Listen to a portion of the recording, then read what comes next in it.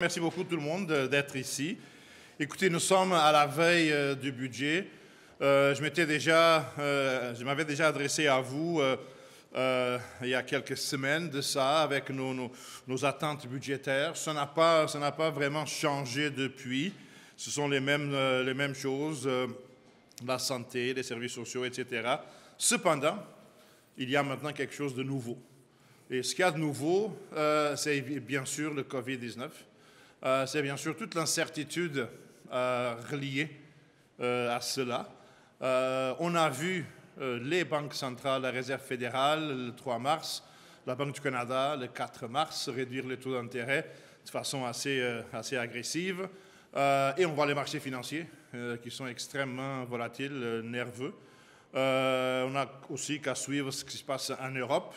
Donc, c'est bien au-delà de ce qui se passe en Chine, chez nos voisins américains aussi. Donc, beaucoup d'incertitudes, beaucoup de nervosité, et on ne peut pas exclure une économie qui serait au ralenti suite aux effets du coronavirus. Dans cet ordre d'idée-là, je pense que la chose à faire pour le gouvernement du Québec, dans le budget de demain, serait de créer une véritable fonds d'urgence de 1 milliard de dollars. Nous avons présentement une provision pour éventualité de 100 millions. Traditionnellement, ça se trouve dans les budgets depuis plusieurs années. C'est très bien. Mais nous pensons que cette provision pour éventualité doit être transformée en véritable fonds d'urgence et on doit mettre 1 milliard de dollars de côté pour faire face à l'incertitude. Si ce n'est pas nécessaire, si les autorités de santé publique réussissent à maîtriser la propagation du virus, tant mieux. On n'aura pas besoin d'utiliser ce montant-là.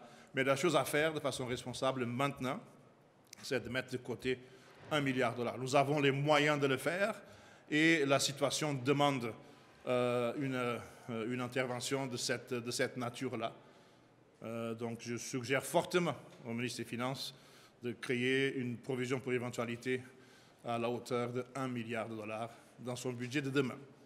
Le reste, bon, c'est des choses qu'on avait déjà parlé. Nous pensons que la santé doit être la priorité du gouvernement. Cela est encore de plus en plus approprié dans le contexte justement du coronavirus.